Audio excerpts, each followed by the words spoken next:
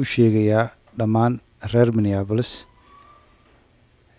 intii nasiib u yeelata in ay nagala soo qayb galaan baroordiiq aynu u samayn doono maalinta Talaadada saacadu marka ay tahay 5 galabnimo oo lagu qaban doono xarunta weyn ee hallka weyn ee Safari ku yaala Lake Street iyo 4th Street halka iska jiraan.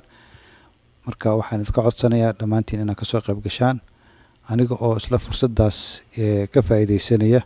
waxaan tacsi u dirayaa oo hadda khabarna soo gaaray inuu isagana geeriyooday Allah u naxariistee Mawlid Macaan oo nin aad iyo aad caan ugu ahaa bahda sportiga isla markaasna ahaa xubin ka tirsan baarlamaanka Soomaaliya.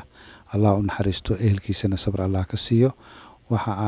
barnaamijkan waxa soo qaban qaabiyay bahda sportiga, bahda saxaafadda iyo fanaaniinta Soomaaliyeed oo dhammaantood si wada jir u qaban doona baroordiiq ku aadan qaraxii ka dhacay magaalada Muqdisho ee National Theatre-ka.